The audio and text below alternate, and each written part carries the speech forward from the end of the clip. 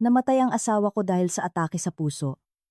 Sa kanyang huling habilin, sinabihan niya akong kunin agad ang safe at bawal na akong bumalik sa bahay. Medyo nagduda ako pero sinunod ko pa rin at umupa ako ng kwarto sa isang hotel. Nang gabing iyon, tiningnan ko ang security camera sa bahay at nagimbal ako sa aking nakita. Ang amoy ng puting krisantemo na humahalo sa lamig mula sa aircon ng punerarya ay lumikha ng isang malamig at nanunuot na hangin. Ginaw na tumatagos hanggang sa kaibuturan ng aking mga buto. Nakaupo akong tulala sa isang silyang kahoy. Ang aking mga nangangalumpihit na mata ay nakatitig sa litrato ng aking asawa. Sa larawan, nakangiti pa rin si Baste ng kanyang mabait na ngiti. Bahagyang nakapikit ang mga dulo ng kanyang mga mata na nagbibigay ng init. Kabaligtaran ng kanyang malamig na katawan na nakahimlay sa kabaong. Kakaunti na lang ang mga bisita. At tumigil na rin ang malungkot na tunog ng mga awitin sa lamay, na nag-iwan ng nakakatakot na katahimikan sa paligid. Wala na si Baste. Iniwan niya akong mag-isa sa mundong ito, habang hindi pa napuputungan ng uban ang aking buhok. Atake sa puso, sabi ng doktor. Bumagsak siya sa gitna ng maaraw at maalikabok na construction site nang hindi man lang nakapag-iwan ng kahit kalahating salita ng pamamaalam. Ang tunog ng mga yabag sa sahig na baldosa ay pumutol sa agos ng aking malalim na pag-iisip. Lumapit si Attorney Reyes, ang aming pribadong abogado at matalik na kaibigan ni Baste, kasama si Paulo, ang nakababatang kapatid ng aking asawa.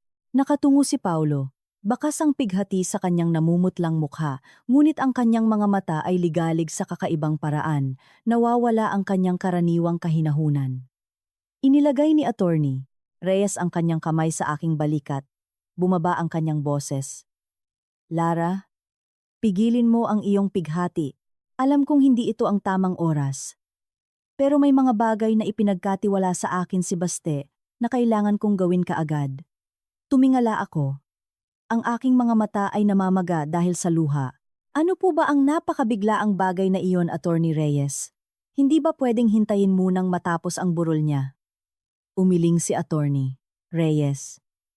Kinuha mula sa kanyang briefcase ang isang sobre na maingat na selyado. Sinabi niya, ito ang huling habilin na ginawa ni Baste 3 buwan na ang nakalipas. Notaryado at maayos. Sinabi sa akin ni Baste na sa sandaling pumanaw siya. Dapat ko itong ipaalam sa iyo kaagad. At isa katuparan agad-agad. Tumigil ang tibok ng puso ko. May masamang kutob. Si Baste ay 35 taong gulang pa lamang, malusog na malusog. Bakit siya gagawa ng huling habilin 3 buwan na ang nakalipas? Tumikhim si Attorney Reyes. Binasa ng malakas ang bawat salita. Ang lahat ng ari-arian, kabilang ang isang high-end na condominium unit, ipon sa bangko, at shares sa kumpanya, ay mapupunta sa aking asawa na si Lara Santos. Ngunit, may isang paunang kondisyon. Huminto saglit si Attorney Reyes. Sumulyap sa akin ng may pag-aalala at nagpatuloy sa pagbasa. Dapat lisanin ni Lara ang aming tinitirhang apartment sa loob ng 24 oras matapos akong mamatay. Pwede lamang niyang dalhin ang kanyang mga damit, personal na gamit, at ang maliit na safe na nakabaon sa pader ng kwarto. Ganap na bawal magdala ng anumang iba pang bagay at bawal bumalik sa bahay sa loob ng 7 araw. Gulat na napatayo ako. Ang silyang kahoy ay bumagsak sa sahig na lumikha ng isang matinis na ingay. Ano ang sinasabi mo? Lisanin ang bahay ngayon din? Bakit? Bahay namin iyon. Doon pa nananatili ang kanyang alaala. Noon lamang nagsalita si Paulo. Nanginginig ang kanyang boses ngunit puno ng pagmamadali.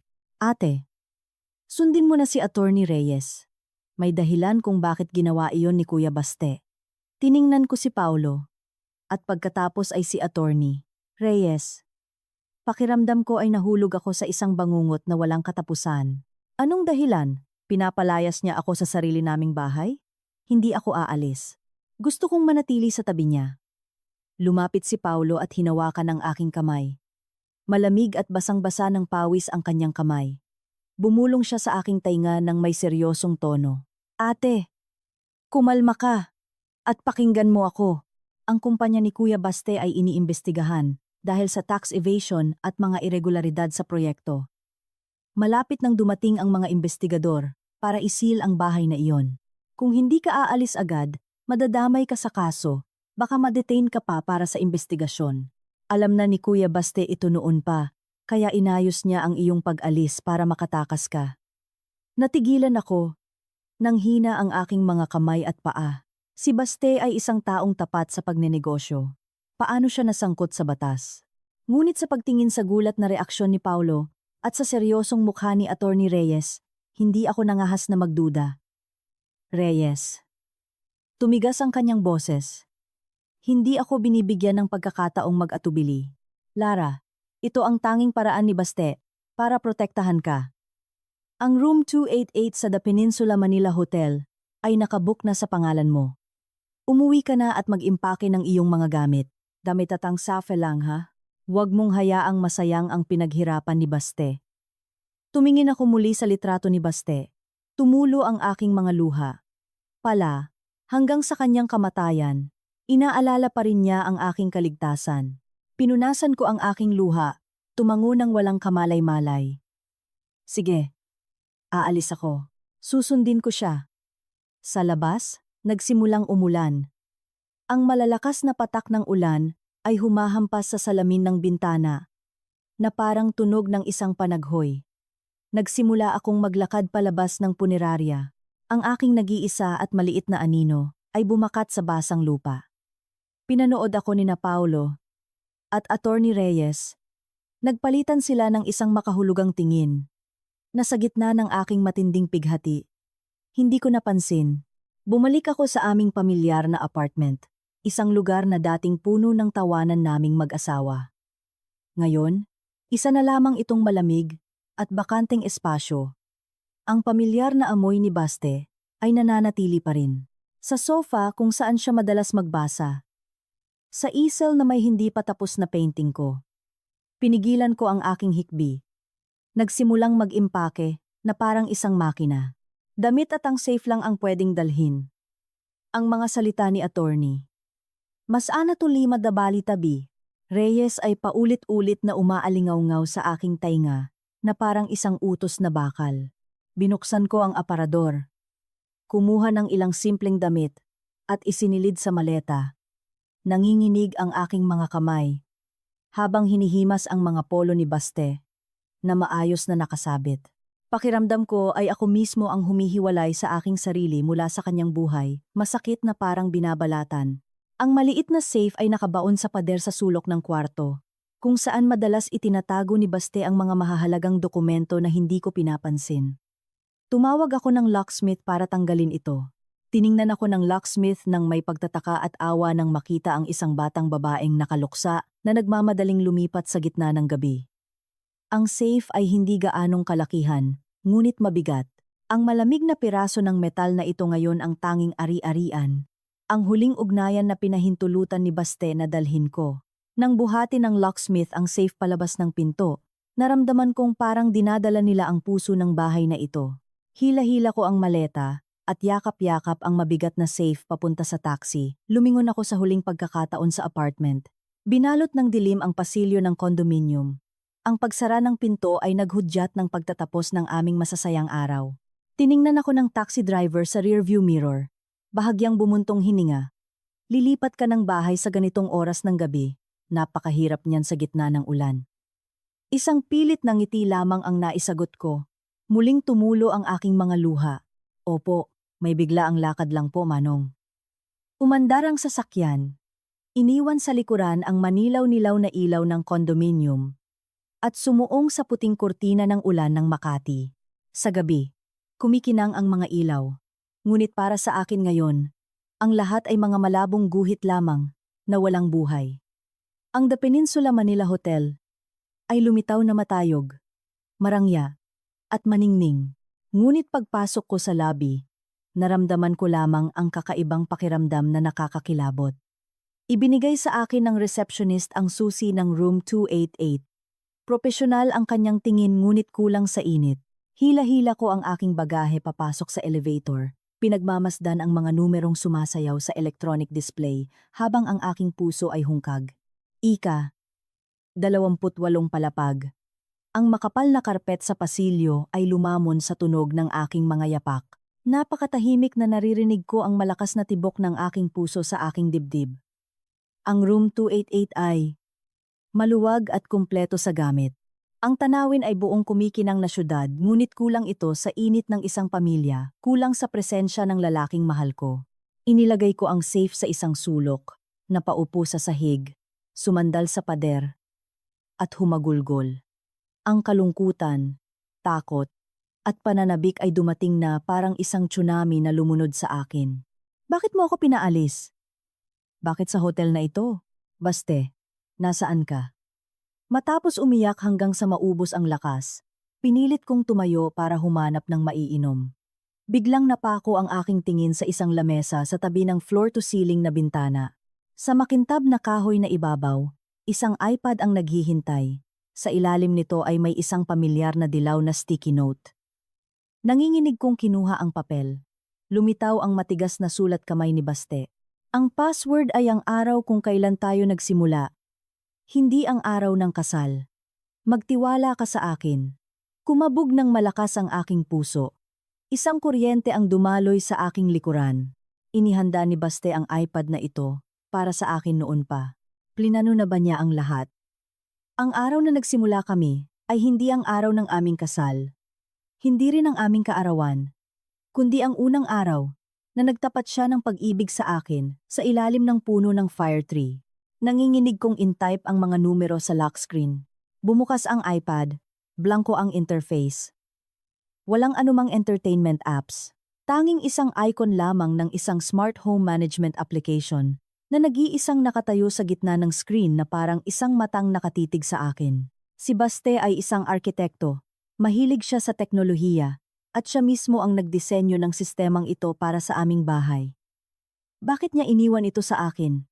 Isang masamang kutob ang pumasok sa aking isipan. Sa pagitan ng kuryosidad at takot, huminga ako ng malalim, nanginginig ang aking daliri na dumampi sa icon ng berdeng bahay. Nagliwanag ang screen. Kumonekta sa data, at pagkatapos, ang mga imahe mula sa security camera sa bahay, nakalalasan ko lang ay malinaw na lumitaw. Ang orasan sa pader ay nagpapakita ng 10 ng gabi. Eksaktong 2 oras matapos akong umalis. Biglang bumukas ang pinto. Hindi ito marahas na pagsira ng mga opisyal na nagpapatupad ng batas, tulad ng pananakot ni Paulo, kundi ang tunog ng isang susi na maingat na ipinasok sa susian. Kumabog ang puso ko. Sino? Sino ang may susi ng bahay ko? Bumukas ng malaki ang pinto. Pumasok ang dilaw na ilaw mula sa pasilyo, na nagliwanag sa mga mukha ng 2 hindi inaasahang bisita, si Paulo at si Ina. Ang kanyang asawa. Pumasok sila sa aming bahay, nang walang pag-aalinlangan. Binuksan ni Paulo ang ilaw, binalot ng malamig na puting liwanag ang sala, na naglantad sa kalat na hindi ko na naayos. Wala na ang malungkot at namomroblemang mukha ni Paolo, tulad ng noong nakatayo siya sa harap ng kabaong ng kanyang kapatid. Niluwagan niya ang kanyang kurbata. Itinapon ang kanyang itim na Amerikana sa sofa, ang paboritong upuan ni Baste. At pagkatapos ay sinipa ang aking tsinelas sa ilalim ng kabinet habang bumubulong ng isang masamang salita. Iba naman si Ina. Inilibot niya ang kanyang mga mata, na parang isang may-ari na nagsusuri ng kanyang ari-arian. At pagkatapos ay dumiretso sa aming kwarto. Sa pamamagitan ng kamera na nakakabit sa kwarto, nakita ko siyang binuksan ng malakas ang pinto ng aparador, kung saan kumuha lang ako ng ilang simpleng damit. Naghalungkat si Ina ng galit na galit. Itinapon sa sahig ang mga damit na paborito ko. Ang tunog ng mga hanger na nagbabanggaan ay matinis sa tainga. Habang naghahalungkat, sumigaw siya palabas. Paolo, sigurado ka bang hindi dinala ng tangang yon ang USB? Kanina pa ako naghahanap, wala akong makita. Puro luma lang ang mga damit. Pumasok si Paulo mula sa sala. May hawak na lata ng beer na kinuha mula sa aming ref. Kaswal na binuksan ito. Uminom ng malaki. At dumighay ng may kasiyahan. Sumandal siya sa hamba ng pinto. Pinapanood ang kanyang asawa na ginugulo ang kwarto ng kanyang kapatid. At hipag, ang kanyang boses ay mapang-asar na nakakakilabot. Ang tanga ni Lara, Buong buhay niya, puro pagpipinta at pagluluto lang ang alam. Ano bang alam niya sa mga papeles para dalhin? Yun, napakatuso talaga ng baste na yon. Patay na pero pinapahirapan pa rin ako. Hanapin mong mabuti. Huwag kang mag-iwan ng kahit anong sulok. Tinakpan ko ang aking bibig para pigilan ang nagbabadyang sigaw sa aking lalamunan. Ito ba ang kapatid ng aking asawa?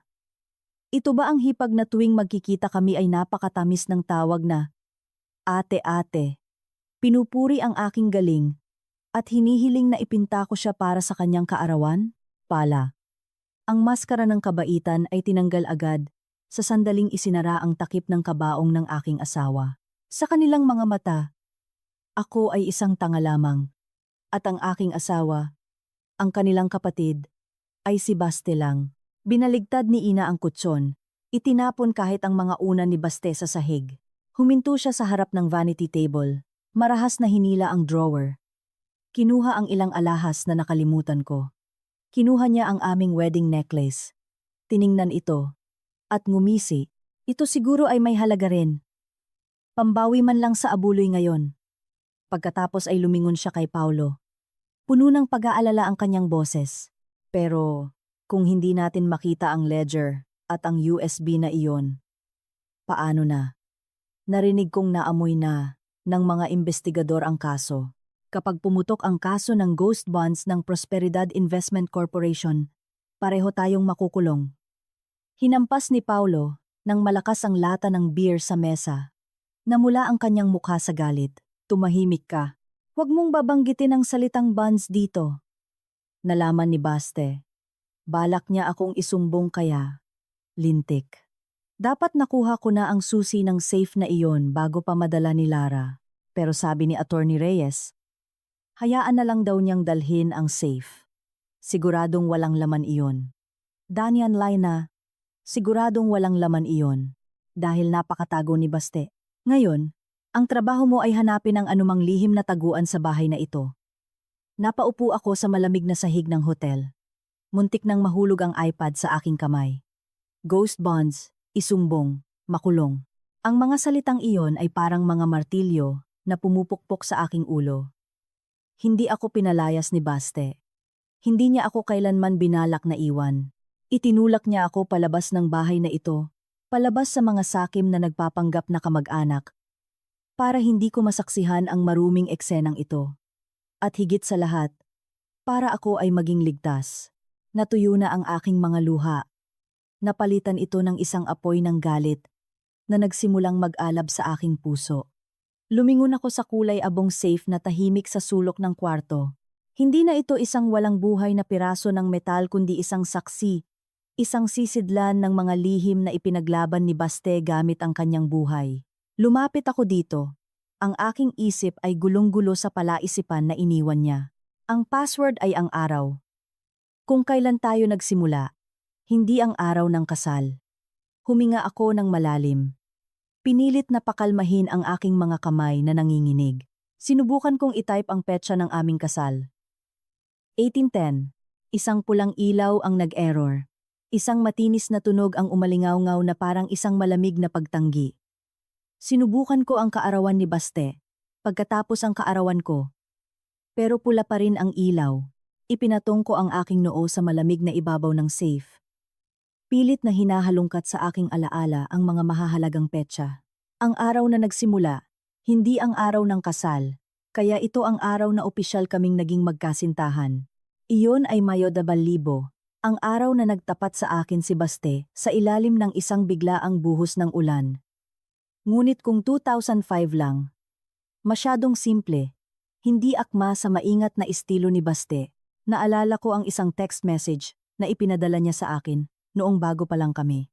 Ang pag-ibig ko para sa iyo ay sasalungat sa batas ng panahon. Habang tumatagal, lalong bumabata na parang unang araw. Sasalungat sa panahon. Isulat ng pabaliktad. At itong room number na 2808, siguradong hindi nagkataon na pinili niya ito. Isang liwanag ang sumilay sa aking isipan. Mayo 2000, isinulat bilang 2005. Kapag isinulat ng pabaliktad, magiging 5002. Isama sa room number na 2808. Pinigil ko ang aking hininga. Dahan-dahang pinindot ang bawat numero. 510, 22, 80, 108, tak. Isang tuyong mekanikal na tunog ang umalingaw-ngaw. Na parang tunog ng pagbubukas ng isang Pandora's box. Bumukas ang mabigat na pinto ng safe. Sa loob, walang pera o ginto, alahas.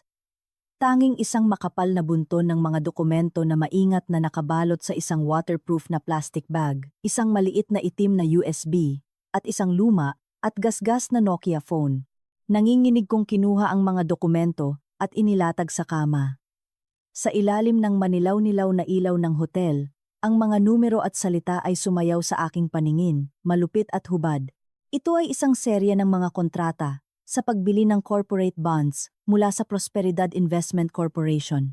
Isang front company na si Paulo ang nakapangalan bilang direktor, ngunit ginagamit ang reputasyon ng kumpanya ng arkitektura ni Baste bilang panangga. Ang halagang nalikom ay umabot sa higit 1 bilyong piso na may napakataas na ipinangakong interes. Ngunit ang pinakakakilakilabot ay ang mga pirma sa bahagi ng guarantor. Ang pangalan ni Baste, ang pirma ni Baste. Ngunit ang sulat kamay ay nanginginig at pilit. Ganap na hindi katulad ng kanyang malayang sulat kamay. Sa ilalim ng bawat peking pirma ay isang maliit na tala na isinulat ni Baste gamit ang lapis, malabo ngunit puno ng galit. Pinilit ni Paulo na pumirma noong ika-12 ng buwan. Ibinuklat ko ang mga sumunod na pahina. Isang listahan ng mga biktima na bumili ng mga bonds. Karamihan ay mga retirado, mga magsasaka na nagbenta ng lupa, na nag-ipon ng ilang daang milyon sa buong buhay nila para sa kanilang pagtanda. Naniwala sila sa pangako ni Paulo ng mataas na interes at ipinagkatiwala ang kanilang pera sa demonyo. Ginamit ni Paulo ang pera para sa stock market, pagbili ng mga mamahaling sasakyan, at pagpapanatili ng mga madilim na relasyon na nag-iwan ng isang malaking utang at isang nakamamatay na bitag para sa kanyang sariling kapatid. Alam ni Baste ang lahat. Tahimik niyang kinolekta ang bawat kontrata, bawat bank statement, bawat ebidensya, nang walang katapusang kasakiman ng kanyang kapatid na minsan niyang minahal ng lubos. Hindi lamang niya pinasa ng emosyonal na utang, kundi pati na rin ang isang hatol na kamatayan na nakabitin sa kanyang ulo. Niyakap ko ang mga dokumento. Tumulo ang aking mga luha sa mga walang buhay na papel. Umiyak ako para sa kanyang kalungkutan. Sa mga gabing gising siya sa kanyang opisina, akala ko ay abala siya sa kanyang mga plano. Hindi ko alam na nakikipagbuno pala siya sa pagitan ng pamilya at katarungan, sa pagitan ng buhay at kamatayan. Ang itim na USB ay nakalatag sa tabi na parang isang nagbabagang uling. Alam kong kapag isinaksak ko ito sa computer, makikita ko ang mga bagay na mas madilim pa kaysa sa mga papel na ito. Ang malupit na katotohanan ay nalantad na. At ako, ang kanyang inosenteng asawa, ngayon ay hawak ang susi na magtatakda ng kapalaran ng isang buong pamilya. Sa gitna ng makapal na bunton ng mga dokumento, isang puting sobre ang nahulog, magaan ngunit nagpabigat sa aking puso. Sa labas ng sobre, walang pangalan ng tatanggap. Tanging isang maliit na puso na iginuhit gamit ang itim na tinta. Ang aming espesyal na simbolo. Tuwing nagsusulatan kami ng mga tala, nanginginig kong pinunit ang gilid ng sobre. Sa loob ay isang liham na isinulat. Nang nagmamadali sa isang papel na may guhit, ang sulat kamay ay padaskol-daskol. May mga bahaging nabura ang tinta na parang nabasa ng luha ng sumulat. Aking minamahal na Lara, kung nababasa mo ang mga salitang ito, ibig sabihin ay wala na ako, at itinulak na ako ni Paolo sa bingit ng kamatayan. Patawarin mo ako sa paglilihim sa iyo. Ayaw kong makita ng iyong mga malinaw na mata, ang dumi ng kasakiman. Nagbago na si Paulo. Hindi na siya ang maliit na kapatid na sumusunod sa akin sa pagpapalipad ng saranggola noong araw. Naging demonyo na siya na nilamon ng pera. Kunin mo ang lumang telepono na iniwan ko sa safe. Iisang numero lang ang nakasave doon. Si Kapitan Ramos, ng pulisya. Si Ramos ay dati kong kaklase. Ang tanging taong pinagkakatiwalaan ko sa ngayon. Kapag pakiramdam mo ay ligtas ka na, tawagan mo siya. Huwag kang magtiwala kay Attorney Reyes. Huwag kang magtiwala sa kahit kanino. Protektahan mo ang iyong sarili. Lara ha? Mahal na mahal kita. Ibinitaw ko ang liham. Humagulgol ng walang tunog. Baste, hanggang sa iyong kamatayan, ako pa rin ang iniisip mo. Kinuha ko ang itim na Nokia phone. Pinindot ang power button. Puno pa ang baterya. Umilaw ang luma nitong asul na screen. Blanko ang phone book. Iisa lang ang pangalan. Kapitan Ramos. Mahigpit kong hinawakan ang telepono na parang isang salbabida sa gitna ng naglalagablab na dagat, ngunit hindi pa ako nangahas na tumawag agad.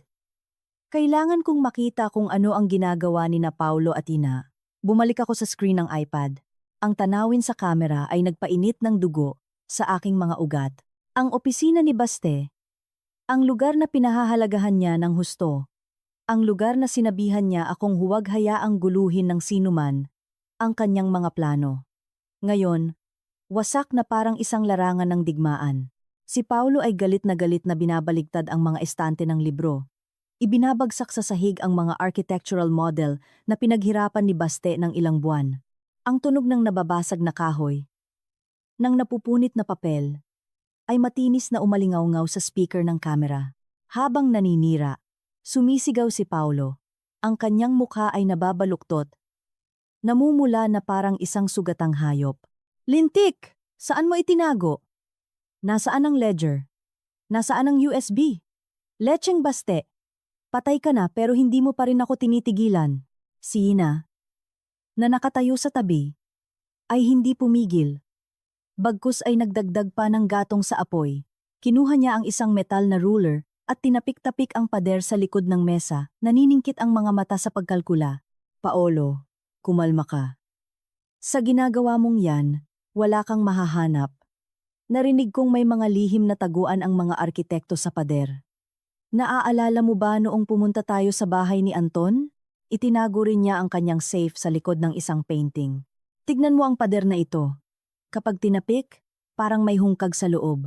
Huminto si Paulo, ang kanyang mga mata ay nanlilisik na nakatitig sa pader na yari sa plasterboard kung saan nakasabit ang painting na iginuhit ni Baste para sa akin noong aming kasal. Itinapon niya ang mga libro, kinuha ang martilyo na nakalimutan sa mesa, at lumakad papalapit sa pader. Tama ka. Wawasakin ko ang pader na ito para makita kung ano ang itinago mo. Kung wala dito, pupuntahan ko ang asawa mo sa hotel at pipilitin kong magsalita. Hindi ako naniniwalang wala siyang alam. Habang pinapanood kong itaas ni Paulo ang martilyo, nanlamig ang aking buong katawan. Hindi lang iyon isang pader. Iyon ang aming alaala. At higit sa lahat, ang kabangisan ni Paulo ay nagpakita sa akin na nawalan na siya ng pagkatao. Kung malaman niyang hawak ko ang ebidensya ng kanyang buhay at kamatayan, tiyak na hindi niya ako titigilan. Isang matinding takot ang bumalot sa akin. Ngunit mabilis itong naging determinasyon. Hindi ko hahayaang sirain pa nila ang bahay ni Baste. Kailangan kong gumawa ng isang bagay ngayon din. Nagngangalit ang ngipin ni Paulo, mahigpit na hinawakan ang martilyo. Naghanda para sa isang malakas na paghampas sa pader. Umatras si Ina. Nakakrus ang mga braso sa dibdib. Isang mapanuksong ngiti ang sumilay sa kanyang mga labi habang hinihintay ang resulta. Sa screen ng iPad, malinaw kong nakikita ang bawat ugat na lumitaw sa leeg ni Paulo. Nakikita ko rin ang kabaliwan sa kanyang mga mata.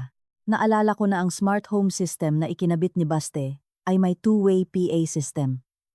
Ipinagmalaki pa niya sa akin noon. Sa susunod, kung nasa kusina ka at ako ay nasa opisina, magsalita ka lang sa telepono at maririnig sa speaker sa kisame. Hindi mo na kailangang sumigaw para tawagin akong kumain.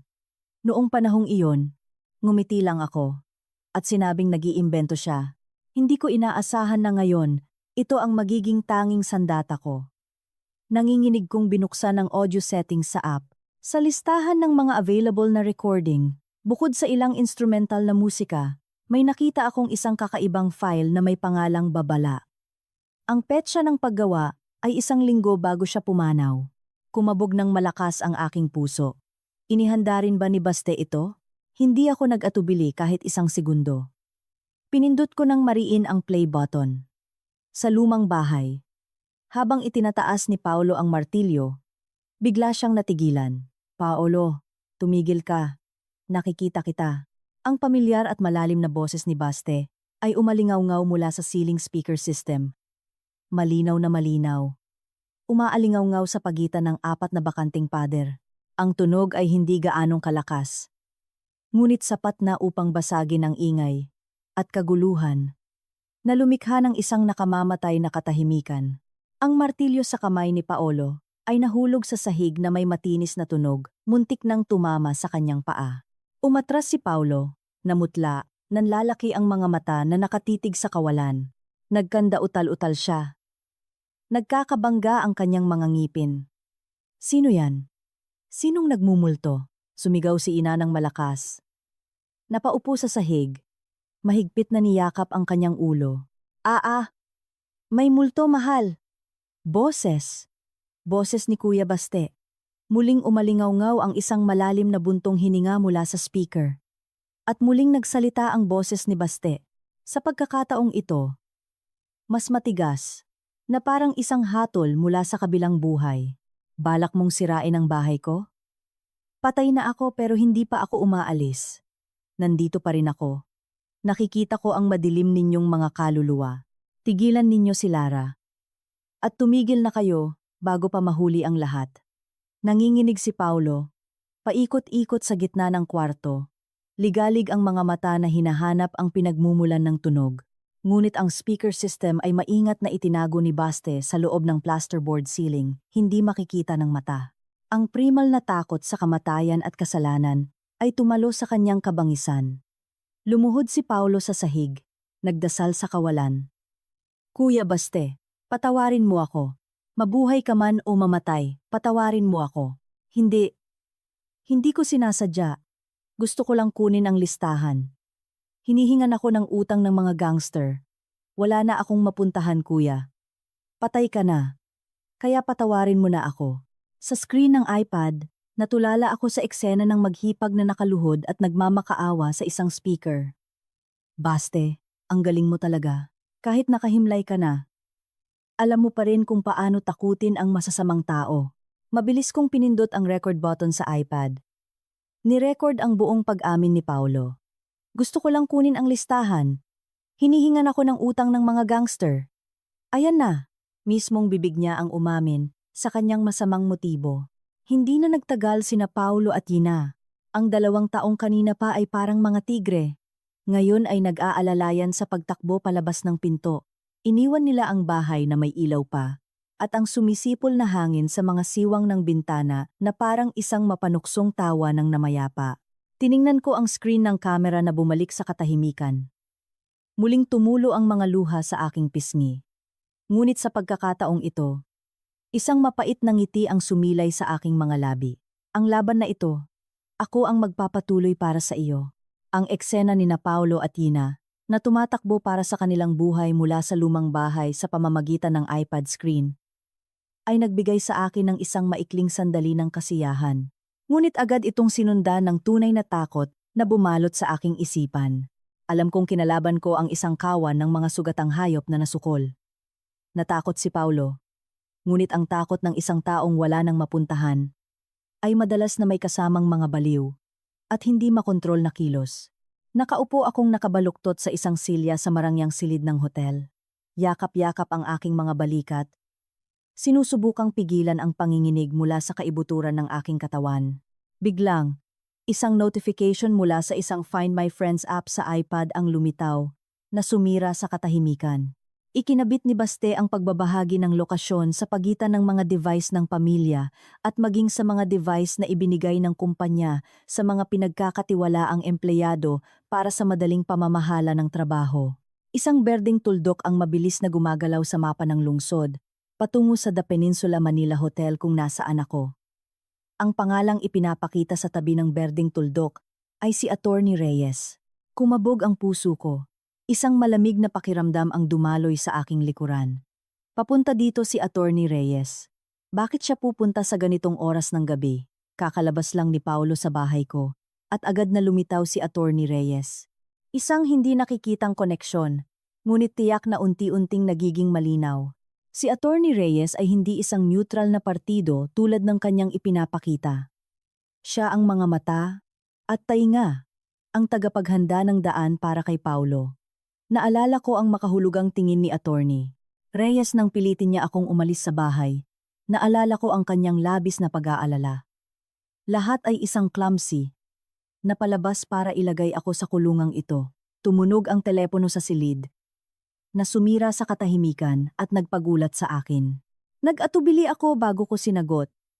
Sinusubukang kontrolin ang aking paghinga para maging normal ang aking boses. Hello?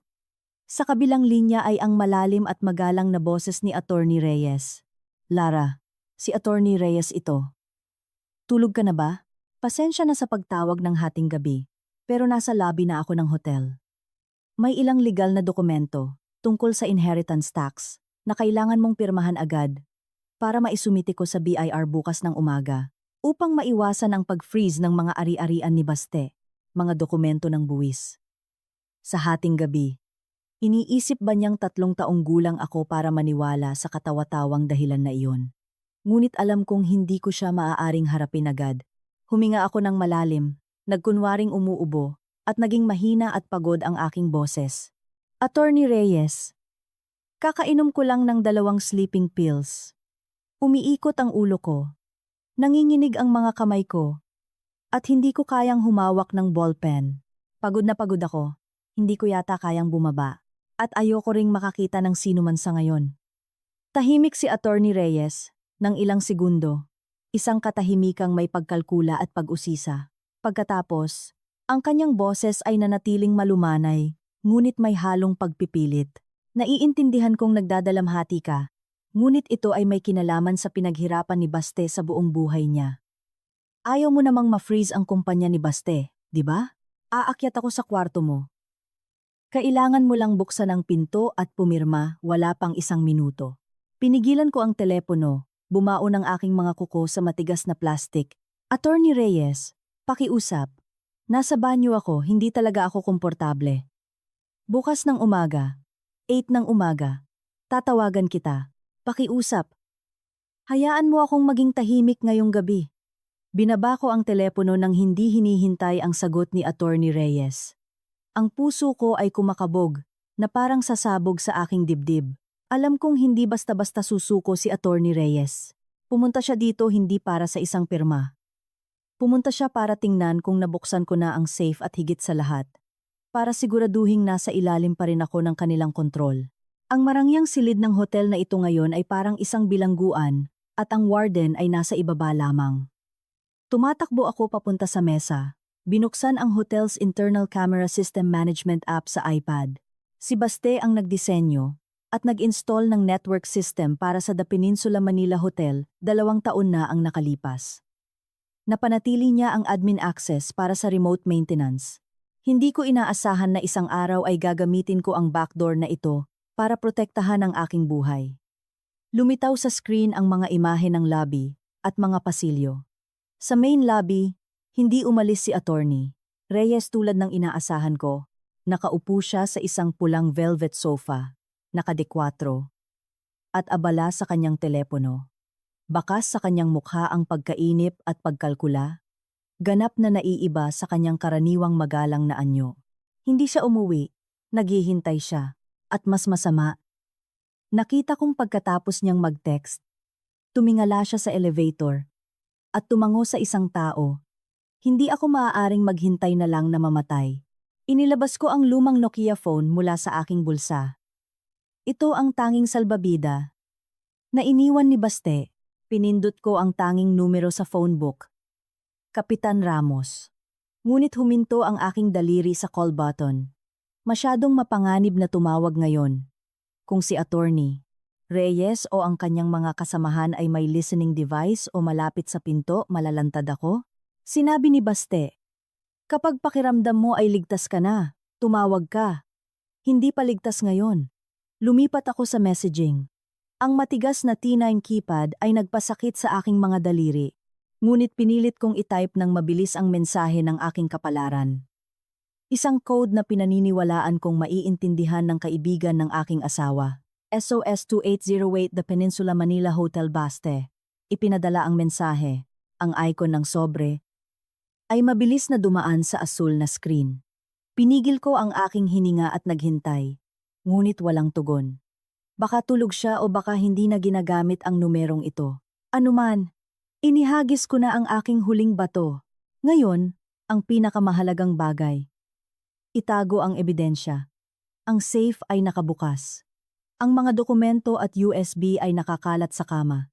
Kung pumasok si Attorney Reyes, tapos na ang lahat. Tumingin ako sa paligid ng malaking silid, naghahanap ng isang ligtas na taguan. Masyadong madaling hanapin sa ilalim ng kama. Sa safe ng hotel, maaari nilang gamitin ang master code para buksan ito. Napako ang aking tingin sa air conditioning vent sa kisame malapit sa pasukan ng banyo. Tinatakpan ito ng isang tila maluwag na plastic grill. Kinuha ko ang isang upuan mula sa vanity table. Nagpatong ng isa pang maleta para maabot ang taas. Umakyat ako, nanginginig, gamit ang isang metal na nail file para dahan-dahang tanggalin ang mga plastic lock. Nalaglag ang alikabok sa aking mga mata. Mahapdi, ngunit hindi ako nangahas na kumurap. Natanggal ang grill. Mabilis kong isinilid ang mga orihinal na dokumento at USB sa loob ng madilim na duct, itinulak sila sa likod ng makapal na alikabok. Pagkatapos kong ibalik ang grill, tumalon ako at pinagpagan ang alikabok sa aking damit. Tiningnan ko ang walang laman na safe ni Baste at nagkaroon ako ng ideya. Kinuha ko ang mga lumang sketch ng painting na dala ko sa aking maleta at isinilid sa safe. Inayos ng magulo na parang iyon ang pinakamahalagang bagay na nakatago. Pagkatapos, iniwan kong bahagyang bukas ang pinto ng safe na lumilikha ng isang peking eksena. Sakto, may kumatok sa pinto. Hindi ito ang magalang na katok ng room service, kundi isang sunod-sunod at nagmamadaling katok na may kasamang lihim na banta. Lara, alam kong gising ka pa. Buksan mo ang pinto. Ang boses ni Attorney Reyes ay pumasok. Wala nang anumang pagkukunwari. Huminga ako ng malalim. Inayos ang aking magulong buhok at tiningnan ang aking sarili sa salamin sa huling pagkakataon. Ang babae sa salamin ay may mga mapupulang mata, ngunit ang kanyang tingin ay naging matalas. Baste, gabayan mo ako. Kailangan kong gampanan ng maayos ang papel na ito para magkaroon ng oras si Kapitan Ramos na dumating. Lalong lumakas ang pagkatok sa pinto na tila malapit nang masira ang makapal na kahoy na pinto. Alam kong hindi ako maaaring magtago magpakailanman. Kung hindi ko bubuksan, magkakaroon ng dahilan si Attorney Reyes na tumawag ng security o sirain ang pinto bilang isang legal na kinatawan na nag-aalala para sa kanyang kliyente. Mabigat ang aking mga paa habang naglalakad papunta sa pinto. Sinadyang iwanan ang safety chain at binuksan lamang ng kaunti sapat para makita ang mukha ng nasa labas. Nandoon si Attorney Reyes. Bahagyang gusot ang kurbata. Basa ng pawis ang noo. Nang makita niya akong nagbukas, agad niyang isiniksik ang kanyang makintab na sapatos sa siwang. Pinipigilan akong isara ito. Isang pilit na ngiti ang sumilay sa kanyang mga labi. Ang kanyang mga mata sa likod ng gintong salamin ay kumislap ng matalas. Sinusuri ang loob ng silid. Lara, bakit ang tagal mo? Sinabi kong mayroon akong napaka-importanting bagay. Hinawakan ko ang pinto. Mahina ang aking boses. Sinabi ko nang pagod na ako. Attorney Reyes, kakaiba ang iyong kilos. Anong bagay na hindi maaaring maghintay hanggang bukas ng umaga? Natatakot ako sa iyo. Hindi sinagot ni Attorney Reyes ang aking tanong. Itinulak niya ang pinto ng malakas. Ang lakas ng isang lalaki ay nagpabanat sa safety chain na umingit na parang malapit ng maputol. Idinikit niya ang kanyang mukha sa siwang. Bumaba ang kanyang boses sa isang mababa at nagbabantang tono. Lara, buksan mo ang pinto. Ayokong palakihin ito. Matalino ka. Naiintindihan mo ang iyong sitwasyon ngayon. Ang safe. Nabuksan mo na, di ba? Kumabog ang puso ko. Ngunit pinanatili ko ang isang inosente at nagtatakang mukha. Anong safe? Ang safe ni Baste? Sinubukan ko na ang lahat ng kaarawan, pero hindi ko nabuksan. Balak ko sanang tumawag ng locksmith bukas. Bakit mo tinatanong? Tumingin si Attorney Reyes nang naniningkit, na parang sinusubukang basahin ang aking isip sa pamamagitan ng kahoy na pinto. Tila hindi siya naniniwala. Ngunit ang aking inosenteng mukha at mga namamaga kong mata dahil sa pag-iyak ay bahagyang nag-alinlangan sa kanya. Iniba niya ang kanyang tono sa isang psikolohikal na atake. Lara, kaibigan ako ni Baste. Gusto ko lang ang makakabuti para sa'yo. Mayroong napakahalagang mga dokumento sa safe na iyon. Kung malalabas ito, maaapektuhan ang karangalan ni Baste. At maaari ka pang malagay sa panganib. Buksan mo ang pinto para sa akin. Tingnan natin ng magkasama. Tutulungan kitang ayusin ito. Ngumiti ako ng mapait sa aking isipan. Tulungan akong ayusin o tulungan si Paolo? Naitago ang ebidensya. Nagpa siya akong makipagsapalaran. Inalis ko ang safety chain. At binuksan. Nang malaki ang pinto. Bahagyang nagulat si Attorney Reyes. Ngunit agad na pumasok. Mabilis niyang inilibot ang kanyang mga mata sa silid at huminto sa sulok kung saan nakabukas ng bahagya ang safe. Tumakbo siya papunta sa safe. Kinalimutan ng lahat ng paggalang. At marahas na hinila ang pinto. Nang makita niyang puro mga sketch ng painting lang ang laman, nanlumo ang kanyang mukha. Puno ng pagkadismaya at pagdududa. Inilabas niya ang mga papel, iwinagayway para tingnan kung may nakasiksik. At pagkatapos ay tumingin sa akin nang may galit na tingin. Ito lang ba? Sigurado ka bang wala ng iba? Umupo ako sa gilid ng kama, tinakpan ang aking mukha at humagulgol. Ano ang hinahanap mo? Mga painting ko yan, mga alaala naming mag-asawa. Sinabi ni Baste na may regalo para sa akin sa safe. Pero nang buksan ko, puro mga lumang painting lang. Niloko niya ako. Iniwan niya ako. Ang aking pag-iyak ay umalingaw-ngaw sa saradong silid. Nakatayo si Attorney Reyes doon. Hawak ang mga painting. Ang kanyang mukha ay puno ng pagkalito at galit. Bubuksan na sana niya ang kanyang bibig nang mag-vibrate ang kanyang telepono sa bulsa. Tiningnan niya ang screen. Nagbago ang kanyang mukha. At pagkatapos ay lumingon sa akin na may malamig na ngiti. Sige Lara, umiyak ka lang. Pero malapit nang matapos ang palabas na ito. Kung hindi mo ibibigay ang kailangan namin, may ibang taong pipilit sa iyong ilabas yan.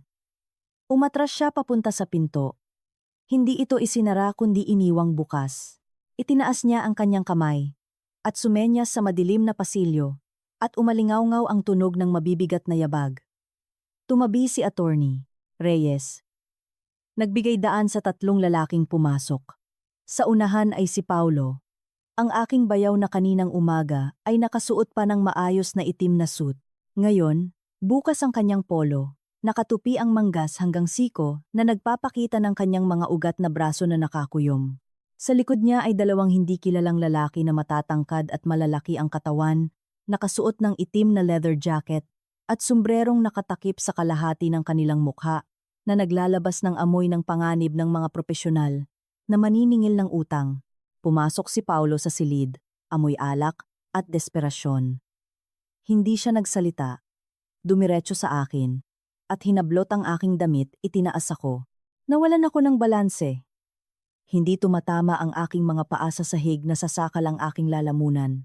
Hayop ka! Saan mo itinago? Ibigay mo sa akin ngayon! Sigaw ni Paulo, tumalsik ang kanyang laway sa aking mukha. Ang kanyang mga mata ay namumula. Puno ng galit na mga ugat. Hindi na siya ang kapatid ng aking asawa. Siya ay isang sugatang hayop na handang kumagat sa sinumang humarang sa kanyang daan. Pinilit kong kalmutin ang kanyang mga kamay. Para lumuwag ang pagkakasakal, nagkanda utal-utal ako. Bitawan mo ako, baliw ka na, hindi ko alam ang sinasabi mo. Huwag kang umarte! Sigaw ni Paulo. Itinulak niya ako ng malakas sa sahig. Tumama ang aking tuhod sa gilid ng kabinet. Sobrang sakit, ngunit hindi ako nangahas na umangal. Nabuksan mo na ang safe, di ba? Sabi ni Attorney. Reyes, bukas na. Nasaan ang USB? Nasaan ang ledger? Balak mo bang itago para i-blackmail ako? O balak mong isumite sa pulis para ipahamak ako? Ang dalawang lalaki ay nakaharang sa pinto. Nakakrus ang mga braso. Malamig na nanonood na parang isang boring na palabas. Si Attorney Reyes ay nakasandal sa pader. Tinatanggal ang kanyang salamin para punasan, walang pakialam na parang walang kinalaman sa nangyayari. Sinabi niya, Lara, ibigay mo na. Mainit ang ulo ni Paulo. Hindi ko siya mapipigilan. Ano ang gagawin mo dyan? Patay na ang patay. Ang mahalaga ay ang mga buhay. Pinilit kong tumayo. Magulo ang buhok. Puno ng luha ang mukha. Mabilis akong sumulyap sa florera sa vanity table, kung saan ko maingat na itinago ang iPad na naka-record mode. Ang maliit na lens ng kamera ay nakasilip sa likod ng mga peking bulaklak. Ni-record ang buong eksenang ito ng karahasan. Ito ay isang buhay na ebidensya na hindi maaaring itanggi. Mga magnanakaw kayo! Sigaw ko. Nabasag ang aking boses sa galit. Kakalibing lang ni Kuya Baste. Hindi pa tuyo ang lupa sa kanyang puntod, pero nagsama-sama na kayo para apihin ang kanyang asawa. May konsensya pa ba kayo? Tumawa si Paulo ng malakas. Ang kanyang malademonyong tawa ay umalingaw-ngaw sa saradong silid. Konsensya? Nakakain ba ang konsensya? Namatay ang kuya kong si Baste dahil sa sobrang konsensya. Tanga siya kaya namatay siya. Ayokong mamatay na kasama niya. Bibigyan kita ng huling pagkakataon. Una, ibigay mo ang USB. Bibigyan kita ng sapat na pera para mabuhay ng marangya habang buhay. Pangalawa, inilabas niya mula sa kanyang bulsa ang isang makinang na switchblade. Binuksan ito at idinikit sa aking mukha. Sisirain ko ang magandang mukha mo at ipapadala kita sa kabilang buhay para pagsilbihan ang asawa mo. Ang malamig na talim ay dumampi sa aking pisngi. Nagpakilabot sa akin. Tumingin ako sa mga mata ni Paulo. Nakita ko ang walang katapusang kalupitan. Gagawin niya talaga. Wala na siyang ibang mapupuntahan. Sa sandaling iyon, naalala ko ang sinabi ni Baste. Magtiwala ka sa akin. Kinagat ko ang aking labi. Pinigilan ang takot. At tiningnan si Paulo ng diretso. Gusto mong hanapin ang USB, di ba? Sige. Ibibigay ko. Pero kailangan mong sagutin ang isang tanong. Ikaw ba ang pumatay kay Kuya Baste? Natigilan si Paulo. Nanginginig ang kanyang mga mata. Ang tanong ko ay parang isang karayom na tumusok sa kanyang kahinaan. Umatras siya ng isang hakbang. Bahagyang nanginginig ang kutsilyo. Binalot ng katahimikan ng silid. Napakatindi na maririnig mo ang tik-tak ng orasan. Ang aking tanong ay bumagsak sa katahimikan ng silid ng hotel. Nalumikha ng isang hindi nakikita. Ngunit matinding pagyanig. Natigilan si Paulo. Bahagyang nanginginig ang kutsilyo sa kanyang kamay, na sumasalamin sa manilaw-nilaw na ilaw, na lumilikha ng isang batik-batik na liwanag sa kanyang mukha na nababaluktot sa galit. Ang kanyang mga mata ay nanlalaki na nakatitig sa akin. Ngunit sa kaibuturan ng mga matang iyon, nakita ko ang takot na namumuo, na nilalamon kahit ang kanyang kabaliwan. Hindi siya sumagot agad. Naging mabilis ang kanyang paghinga, mabigat na parang tunog ng isang pandayan. Si Attorney Reyes, na nakatayo sa sulok, ay nagbago rin ang mukha.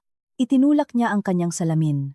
Humakbang pasulong upang mamagitan, ngunit iwinaksi siya ni Paulo. Idinikit niya ang kanyang mukha sa akin. Ang amoy ng alak at sigarilyo ay pumasok sa aking ilong, na nagpaduwal sa akin. Bumulong siya. Ano ang sinasabi mo? Pinatay ko ang kapatid ko? Baliw ka na. Namatay siya dahil sa sakit sa puso. Kinumpirma na ng doktor. Kinumpirma na ng koroner. Huwag kang mag-imbento. Tiningnan ko siya ng diretso. Hindi natitinag kahit na ang kutsilyo ay nakatutok pa rin sa aking leeg. Ang sakit ng pagkawala ng asawa. Ang galit sa pang-aapi ay nagbago sa akin. Naging mas matatag ako kaysa dati. Ngumiti ako ng mapait. Sakit sa puso. Totoong may sakit sa puso si Kuya Baste. Pero nasaan ang gamot niya? Bakit walang bote ng gamot sa kanyang bulsa? Nang bumagsak siya. At bakit mo siya pinilit na pumirma ng mga dokumento sa gitna ng construction site sa ilalim ng tirik na araw? Si Paulo ay parang sinampal ng malakas. Umatras siya. Binitawan ako. At galit na tumakbo papunta sa nakabukas na safe. Pinunit niya ang lahat ng aking mga sketch. Isa-isa. At ikinalat sa buong silid. Ang mga larawan ng isang masayang pamilya. Ang aming pinapangarap na bahay. Ngayon ay wasak sa ilalim ng mga paa ng salarin. Habang nagpupunit, sumisigaw siya. Nasaan? Nasaan ang USB? Saan mo itinago? Gusto mo bang mamatay? Nang wala siyang makita sa safe. Binalingan niya ang aking maleta. Ibinagsak kahit ang florera sa vanity table. Ang tunog ng nabasag na porselana ay umalingaw-ngaw. Pinigil ko ang aking hininga habang tinitingnan ang iPad na maingat na nakatago sa likod ng mga peking bulaklak. Sa kabutihang palad, nanatili itong nakatayo. Ang lens ng kamera ay nakatutok pa rin sa kanya. Ni-record ang bawat kilos niya. Bumalik si Paolo sa akin. Naubos na ang kanyang pasensya. Hinablot niya ang aking buhok. Itinaas ito. At pinilit akong tumingin sa kanyang nababaluktot na mukha. Isang malakas na sampal ang dumapo sa aking pisngi. Sobrang sakit. Isang lasang dugo ang pumuno sa aking bibig. Hayop ka. Gusto mo bang maging bayani? Balak mo ba akong isumbong? Sasabihin ko sa'yo. Namatay si Baste dahil tanga siya. Pinilit niyang pumunta sa pulis, ibunyag ang aking negosyo. Gusto ko lang siyang pumirma sa isang guarantee. Hindi ko inaasahan na magiging matigas ang ulo niya. Sa gitna ng kanyang galit, nilamon na ng demonyo ang kanyang katinuan. Bumulong siya sa aking tainga ng mga pinakakakilakilabot na pag-amin. Bawat salita ay parang pako sa aking puso. Gusto mong malaman ang katotohanan, di ba? Tama. Noong araw na iyon, hinarang ko ang kanyang sasakyan. Nakita kong hinahawakan niya ang kanyang dibdib. Nakita kong inaabot niya ang gamot. Ngunit, sinipa ko ang bote ng gamot na iyon pababa sa hukay. Pinanood ko siyang naghihingalo, pinanood ko siyang mamatay. Dahil kung mabubuhay siya, mamamatay ako. Wala na akong ibang mapupuntahan. Ikaw din. Kung gusto mong sumunod sa kanya, pagbibigyan kita. Natigilan ako. Tumulo ang aking mga luha, hindi dahil sa pisikal na sakit, kundi dahil sa sobrang kalupitan ng katotohanan. Ang aking asawa, ang mabait na lalaking iyon, ay namatay sa kalungkutan at desperasyon sa kamay ng kanyang sariling kapatid. Ang pag-amin ni Paolo ay ganap na na-record. Pagkatapos niyang magsalita, lalong humigpit ang pagkakahawak niya sa aking buhok. Ang switchblade sa kanyang kabilang kamay ay itinaas na. Ang malamig na bakal ay kumislap sa ilalim ng ilaw. Pumikit ako, handa sa pinakamasama, habang tinatawag ang pangalan ni Baste sa aking puso. Kung may mangyari sa akin, kahit papaano, ang ebidensya ng krimen ni Paolo ay nasave na. Tiyak na mahahanap ito ni Kapitan Ramos. Ngunit sa sandaling iyon, isang matinis na tunog ng telepono ang umalingaw-ngaw na sumira sa tensyon sa silid. Hindi ito ang aking telepono, hindi rin kay Paolo o attorney. Reyes, ito ang telepono ng hotel sa tabi ng kama. Ang sunod-sunod na tunog ay nagpagulat kay Paolo. Huminto ang kanyang kilos. Lumingon siya sa telepono na nag-vibrate, puno ng pagdududa at pagkalito. Sino ang tatawag sa isang silid ng hotel sa ganitong oras ng gabi? Ang receptionisto, si attorney. Reyes, na nakatayo sa sulok, biglang namutla. Tiningnan niya ang kanyang relo. At pagkatapos ay si Paolo. Nanginginig ang kanyang boses. Paolo, 12:00 na ng gabi. Huwag mong sagutin. Ngunit patuloy na tumunog ang telepono na parang isang babala. Isang masamang pangitain na hindi maaaring balewalain. Binitawan ako ni Paolo, napahiga ako sa sahig. Lumapit siya sa kama, nag-atubili ng 1 segundo, at pagkatapos ay sinagot ang telepono. Idinikit sa kanyang tainga, nang may galit. Hello, sino to? Hindi ko narinig kung ano ang sinabi sa kabilang linya. Nakita ko lang na nagbago ang mukha ni Paolo mula sa pula hanggang sa puti na parang papel. Nanginginig ang kanyang mga kamay. Nahulog ang telepono, nakabitin sa kawad. Umatras siya ng ilang hakbang, bumangga sa gilid ng mesa. Nanlalaki ang mga mata sa takot na parang nakakita ng multo. Hindi maaari. Patay na siya. Nagkanda utal-utal si Paolo. Lumapit si Attorney Reyes. At inalog si Paolo. Ano ang narinig mo? Sino ang tumawag? Itinuro ni Paolo ang telepono. Hindi makapagsalita. Boses. Boses ni Kuya Baste. Sabi niya, Paulo, tapos na ang oras mo. Papunta na ang mga pulis sa elevator. Kasabay nito, tumunog din ang cellphone ni attorney. Reyes. Mabilis niyang kinuha ito. At naging kulay abo rin ang kanyang mukha. Sumigaw siya. Lintik! Isang bitag! Isang bitag! Iniulat ng security camera sa lobby na may dumating na police car. Takbo, Paulo! Takbo! Nakahiga ako sa sahig. Pinapanood ang magulong eksena habang tumutulo ang aking mga luha. Baste, plinano mo ba ang lahat ng ito? Pala, sa USB na itinago ko, nag-install si Baste ng isang program na automatikong magpapadala ng email. Kung pagkatapos ng 7 araw ng kanyang pagkamatay, ay walang cancel code mula sa akin. Ang email na naglalaman ng lahat ng ebidensya ay direktang ipapadala sa mailbox ni Kapitan Ramos at ng prosecutor's office. Idagdag pa ang SOS message na ipinadala ko kanina. Ang lambat ng batas ay talagang nailatag na. Si Paulo, Attorney Reyes, at ang dalawang goons ay tumakbo palabas ng pinto na parang mga daga na binuhusan ng kumukulong tubig. Ngunit pagbukas nila ng pinto, umalingaw-ngaw na ang mga sirena mula sa lobby. Umalingaw-ngaw ang tunog ng mabibigat na yabag sa pasilyo ng Ika. 28 palapag. Huwag gagalaw, pulis ito. Lahat kayo, huwag gagalaw, ibaba ang mga armas. Ang malakas na boses mula sa megaphone ay humarang sa lahat ng daan ng mga salarin. Wala na si Baste dito para protektahan ako gamit ang kanyang mga kamay. Ngunit ang kanyang talino at pag-ibig ay naging pinakamatibay na pader na kumulong sa mga masasamang tao at nag-ingat sa kanyang munting asawa hanggang sa huling sandali. Sinipa ang pinto ng room 2888. Isang magulo ngunit makapangyarihang eksena ang naganap sa harap ko. Dose-dosenang mga special police officers na kumpleto sa gamit ang pumasok. Mabilis na pinusasan si Paulo, Attorney Reyes, at ang dalawang hindi kilalang lalaki. Ang tunog ng posas na ikinabit sa pulso ni Paulo ay umalingaw-ngaw na nagtapos sa kanyang kayabangan. Ipinatong si Paulo sa sahig. Ang kanyang mukha ay nakadikit sa makapal na karpet.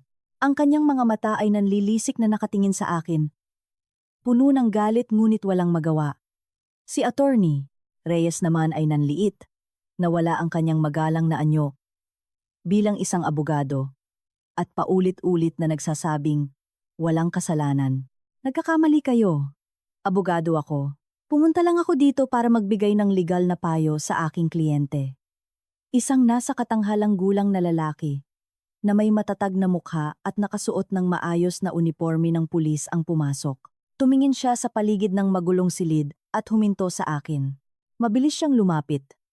Tinanggal ang kanyang police jacket at ipinatong sa aking mga balikat.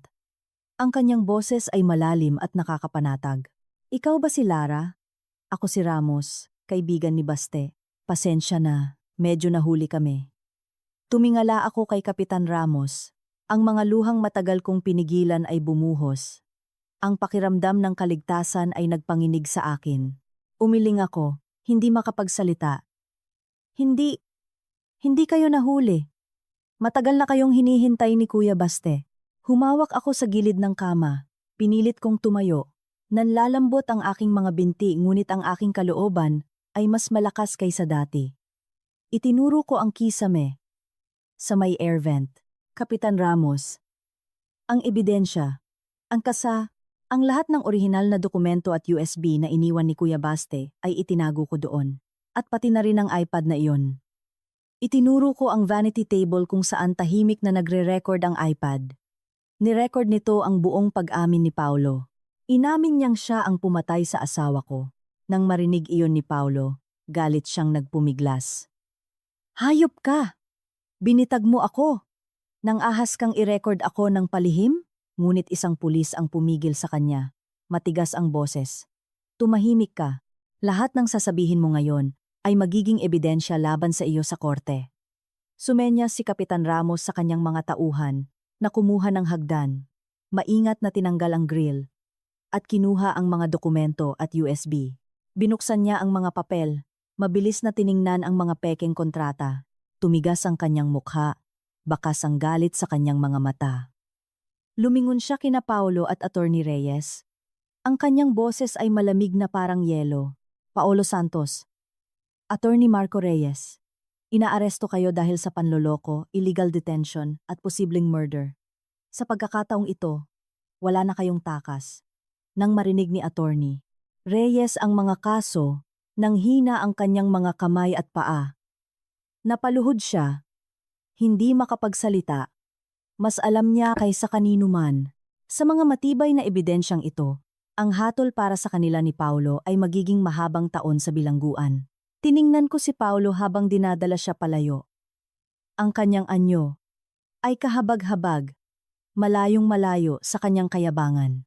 Nang dumaan siya sa akin, itinaas niya ang kanyang ulo at tiningnan ako sa huling pagkakataon. Sa kanyang mga mata, wala nang galit, kundi pagtataka. Marahil hanggang ngayon, hindi pa rin siya makapaniwala na ang kanyang mahinang hipag, na puro pagpipinta at pagluluto lang ang alam, ay maaaring magplano ng isang perpektong bitag para hulihin siya. Hindi niya alam na ang isang babae, kapag nasukol para protektahan ang karangalan ng kanyang yumaong asawa, ang kanilang lakas ay mas nakakatakot kaysa sa anumang puwersa. Unti-unting nabawasan ang mga tao sa silid ng hotel. Naiwan lamang ang mga bakas ng isang laban para sa buhay. Nakatayo ako sa tabi ng floor-to-ceiling na bintana, tinitingnan ang kumikinang na syudad sa ibaba. Tumila na ang ulan. Unti-unting luminaw ang kalangitan. Baste, nakikita mo ba? Ang lambat ng langit ay malawak ngunit walang nakakatakas. Nakuha na ang katarungan. Ang istasyon ng pulisya ay may ilaw pa rin sa gabi, ang kapaligiran ay seryoso at malamig. Ang amoy ng mga lumang papel na humahalo sa amoy ng tinta ay lumilikha ng isang mabigat na espasyo. Nakaupo ako sa tapat ni Kapitan Ramos sa interogasyon. Sa mesa, ang mga dokumento at USB na isinumiti ko ay maayos na nakalagay. Sa tabi ay isang baso ng maligamgam na tubig na ibinuhos niya para sa akin. Ang init mula sa baso ay kumalat sa aking mga palad ngunit hindi nito napawi ang lamig sa aking kaluluwa. Lara, uminom ka ng tubig para kumalma. Napakatapang mo. Kung hindi dahil sa iyong mabilis na pag-iisip ngayong gabi, mahihirapan kaming mahuli sila. At higit sa lahat, mapanganib ang iyong buhay. Kinuha ko ang baso at uminom ng kaunti, nabawasan ang pagkatuyo ng aking lalamunan. Sinimulan kong ikwento ang lahat mula sa araw na pumanaw si Baste, ang kakaibang huling habilin, ang mga pagdududa nang pilitin akong umalis sa bahay.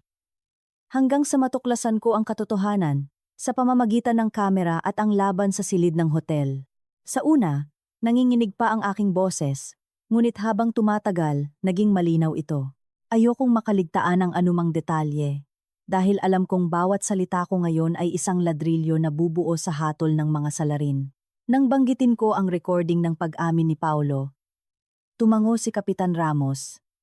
Seryoso ang kanyang mukha. Narinig na namin ang recording, napakahalaga nito. Ito ang huling piraso para patunayan na ang pagkamatay ni Baste ay hindi natural. Ngunit Lara, alam mo ba kung gaano kalaki ang saklaw ng panlolokong ito? Umiling ako. Alam ko lang na gumagawa si Paulo ng ghost bonds, ngunit hindi ko lubos na naiintindihan ang bigat nito. Bumuntong hininga si Kapitan Ramos. Binuksan ang mga dokumento at itinuro ang isang mahabang listahan ng mga pangalan. Hindi lang ito ilang daang milyong piso, Lara. Si Paulo at Attorney Reyes ay nagsabuatan. Ginamit ang pangalan ng kumpanya ni Baste para mag-issue ng higit sa 1 bilyong pisong peking bonds. Ang mga biktima ay karamihang mga retirado, mga taga-probinsya na nagbenta ng lupa na nag-ipon ng kaunting pera para sa kanilang pagtanda. Naniwala sila sa pangalan ng kapatid ni Paulo bilang direktor, kaya ipinagkatiwala nila ang lahat ng kanilang ipon. 1 bilyong piso. Ang napakalaking halaga ay nagpagulat sa akin. Biglang sumakit ang aking dibdib. Pala, ganito kalaki ang pinasan ni Baste. Mag-isa niyang hinarap ang kanyang kapatid. Mag-isa niyang pinasan ang responsibilidad sa daan-daang estranghero. Habang ako ay walang kamalay-malay na nabubuhay sa ilalim ng kanyang proteksyon, sinisisi ko siya kung bakit madalas siyang umuwi ng gabi, kung bakit madalas siyang maging magagalitin. Natuklasan ni Baste ang kasong ito 4 na buwan na ang nakalipas. Patuloy ni Kapitan Ramos, puno ng kalungkutan ng kanyang boses. Tahimik siyang nag-imbestiga. Nangolekta ng ebidensya sa halip na pagtakpa ng kanyang kapatid. Ilang beses niyang pinayuhan si Paulo na sumuko, ngunit si Paulo ay lubog na sa sugal at utang sa mga gangster. Balak ni Baste na isumite ang lahat ng dokumento sa ika-15 ng buwan, handang harapin ang pagkalugi ng kumpanya, handang mawala ang lahat ng kanyang reputasyon para pigilan ang mas malaking pinsala. Ngunit hindi siya umabot. Tumulo ang aking mga luha sa mesa. Humagulgol ako. Ang aking nakakadurog pusong iyak ay umalingaw-ngaw sa maliit na silid. Baste, bakit ang tanga mo? Bakit ang hirap ng dinanas mo? Pinili mong isakripisyo ang iyong sarili. Pinili ang isang malungkot na kamatayan para protektahan ang iyong konsensya, protektahan ang mga inosenteng matatanda, at protektahan din ako. Natakot kang malaman ko ang katotohanan. Natakot kang saktan ako ng mga gangster, kaya tahimik mong pinasa ng lahat. Isa siyang tahimik na bayani, Lara. Inabutan ako ni Kapitan Ramos ng panyo. Namumula rin ang kanyang mga mata. Marami siyang naprotektahan. Ngunit sa kasamaang palad, hindi niya naprotektahan ang kanyang sarili. Mahigpit kong hinawakan ang basang panyo. Isang halo ng pagsisisi, pagkakasala, at pagmamalaki ang bumalot sa akin. Ang aking asawa ay hindi isang bigong negosyante. Siya ang pinakamabait na lalaking nakilala ko. At ako, ang kanyang asawa, ay magpapatuloy sa kanyang laban para hindi makalimutan ang kanyang sakripisyo. Tumilad na ang ulan sa labas ng istasyon ng pulisya, ngunit ang bagyo sa aking puso ay nagsisimula pa lamang. Inilagay ni Kapitan Ramos sa harap ko ang isang karagdagang salaysay. Bumaba ang kanyang mukha, puno ng pag-aalala ang kanyang mga mata na parang ayaw niyang basahin ko ang malupit na mga salitang iyon. Sinabi niya sa malungkot na boses, Lara, sa una, balak naming itago ang detalyeng ito hanggang sa kumalma ka. Ngunit may karapatan kang malaman ang katotohanan tungkol sa mga huling sandali ng iyong asawa. Umamin na si Paulo sa lahat. Nanginginig kong kinuha ang papel. Ang mga malamig na naitype na salita ay lumitaw, na muling naglarawan ng nakamamatay na hapon na iyon. Noong araw na iyon, sa isang magulong construction site, hinarang ni Paulo ang sasakyan ni Baste. Dala niya ang isang bunton ng mga dokumento sa paglilipat ng ari-arian at garanti ng utang. Pinipilit si Baste na pumirma agad para mabayaran niya ang kanyang utang sa mga gangster. Matigas na tumanggi si Baste. Nagkaroon sila ng matinding pagtatalo sa ilalim ng 39-degree na init. Si Baste ay may sakit sa puso. Ang sobrang stress at ang matinding panahon ay nagdulot ng isang biglaang atake sa puso. Sa kanyang salaysay, inamin ni Paulo na nakita niyang hinahawakan ni Baste ang kanyang dibdib, namumutla, at inaabot ang kanyang gamot sa bulsa. Isang bagay na palagi kong ipinapaalala sa kanya na dalhin. Ngunit sa halip na tulungan ang kanyang kapatid, sa halip na tumawag ng ambulansya, ginawa ni Paulo ang isang bagay na hindi ko kailanman mapapatawad. Iwinaksi niya ang kamay ni Baste, na nagpatalsik sa bote ng gamot sa lupa at gumulong sa isang malalim na hukay sa tabi. Inamin ni Paulo na nag-atubili si Kapitan Ramos. Inamin niyang naisip niya na kung mamatay si Baste, ang lahat ng ari-arian ay mapupunta sa tagapagmana at maaari niya itong manipulahin. Pinanood niya ang kanyang kapatid na naghihingalo sa sakit sa loob ng 15 minuto hanggang sa tuluyan siyang mamatay. Pagkatapos, sumigaw siya na na-stroke ang kanyang kapatid. Ibinitaw ko ang papel.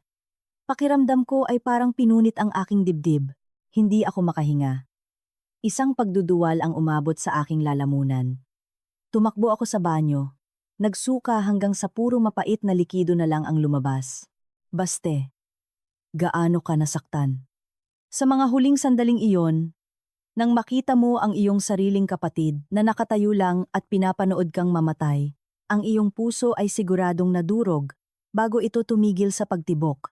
Pumanaw ka hindi lang dahil sa sakit, kundi dahil sa kalupitan ng tao. Napaupo ako sa malamig na sahig ng banyo. Bumuhos ang aking mga luha. Naalala ko ang mabait na ngiti ni Baste tuwing binabanggit niya si Paulo. Bata pa si Paulo. Kailangan ko siyang alagaan. Inalagaan niya ito sa buong buhay niya, mula sa pagkain hanggang sa trabaho, para lang magtapos sa isang ganito kasaklap na paraan. Ang hubad na katotohanan ay nagpamulat sa akin na may mga demonyo sa mundo na walang mga pangil. Nagpapanggap silang mga kamag-anak at ginagamit ang pag-ibig para patayin tayo Naghintay si Kapitan Ramos sa akin sa pinto. Inabutan ako ng isang bote ng tubig. Wala siyang sinabi. Tinapik lang niya ang aking balikat. Ang kanyang katahimikan ay ang pinakamalaking aliw. Tumayo ako, naghilamos ng malamig na tubig. Tumingin sa salamin. Namamaga ang aking mga mata. Namumutla ang aking mukha, ngunit nagbago ang aking tingin. Ang sakit ay naging galit at pagkasuklam. Pagkatapos kong tapusin ang mga papeles sa istasyon ng pulisya, madaling araw na. Ang syudad ay nagsisimula ng magising sa mga pamilyar na ingay. Ngunit para sa akin, ang mundo ay ganap na nagbago. Ayokong bumalik sa The Peninsula Manila Hotel, isang lugar na puno ng mga nakakatakot na alaala. Ngunit hindi ko rin alam kung saan pupunta. Sa huli, dinala ako ng aking mga paa pabalik sa aming kondominium. Ang bahay na sinabihan ako ni Baste, na huwag babalikan sa loob ng 7 araw. Ngayon, naaresto na sina Paulo at Attorney Reyes, wala nang panganib. Gusto kong bumalik doon para magsindi ng isang kandila para sa kanya. Para sabihin sa kanya, mahal. Tapos na ang lahat. Tahimik ang pasilyo ng kondominium. Umiilaw ang motion sensor lights sa bawat hakbang ko. Nang huminto ang elevator sa 15 palapag, pagbukas ng pinto, nakita ko ang isang taong nakaupo sa labas ng aming pinto. Si Ina. Wala na ang kanyang matapang na anyo tulad ng sa kamera. Magulo ang kanyang buhok. Maitim ang ilalim ng kanyang mga mata. Gusot ang kanyang mamahaling damit. Nang makita niya ako, parang isang nalulunod na nakakita ng salbabida. Tumakbo siya. Lumuhod sa aking paanan, at humagulgol. Ate Lara, pakiusap. Iligtas mo si Paulo. Bawiin mo ang iyong demanda, ate. Sigaw ni Ina. Umalingaw-ngaw ang kanyang iyak sa pasilyo. Umatras ako ng isang hakbang. Tiningnan ang babaeng nakayakap sa aking binti nang may malamig na tingin. Ilang oras pa lang ang nakalipas, ang babaeng ito ay kasama ng kanyang asawa sa paghalungkat sa aming bahay. Tinatawag akong tanga. At inuudyukan si Paulo na sirain ang mga gamit ni Baste.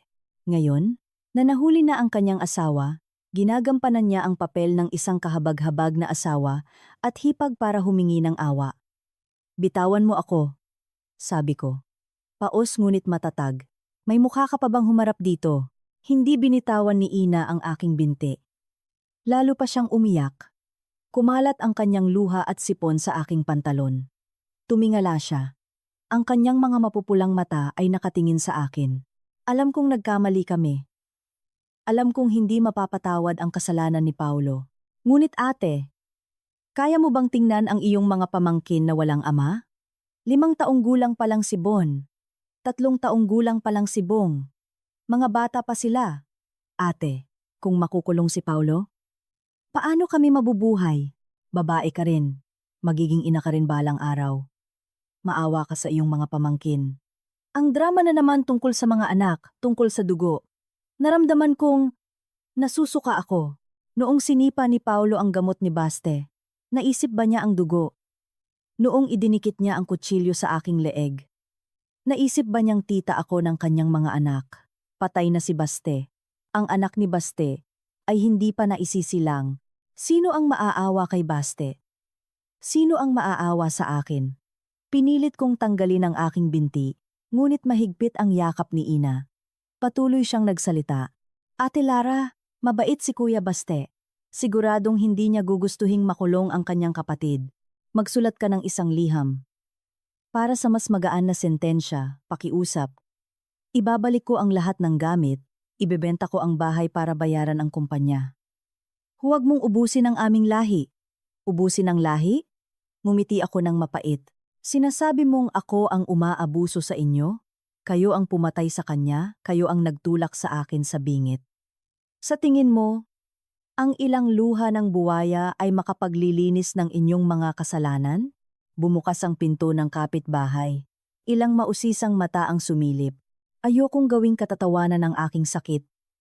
Yumuko ako at tinanggal ang mga daliri ni Ina sa aking binti. Dahan-dahan ngunit matatag. Ang aking kalamigan ay nagpagulat kay Ina. Huminto ang kanyang pag-iyak. Napagtanto niyang ang mabait at sunod-sunurang hipag ay namatay na kasama ng kanyang asawa. Ang babaeng nasa harap niya ngayon ay isang ganap na ibang Lara Santos. Isang babaeng dumaan sa bagyo at hindi na naniniwala sa mga pekeng luha. Tinanggal ko ang kamay ni Ina. Napaupo siya sa malamig na sahig. Tiningnan niya ako ng may pagtataka. Marahil hindi niya inaasahan na magiging ganito ako katigas. Sa kanyang mga mata, ako ay palaging isang mabait at madaling apihin na hipag. Ngunit nakalimutan niyang kahit ang isang uod ay lumalaban kapag tinatapakan, paano pa kaya't kinuha ninyo ang aking buong mundo? Ate Lara. Nagganda utal-utal si Ina. Ang kanyang boses ay naging isang mahinang paninisi. Bakit ang sama mo? Kahit paano, kapatid siya ng asawa mo. Patay na ang patay. Ano ang mapapala mo dito? Hahayaan mo bang pagtawanan ng mga tao ang pamilyang ito dahil sa pag-aaway ng magkapatid? Kinuha ko ang aking telepono. Binuksan ang isang video mula sa kamera. Ang imahe ni Ina na naghahalungkat sa aking aparador. Sinasabing tanga ako at inuudyukan si Paulo na sirain ang pader.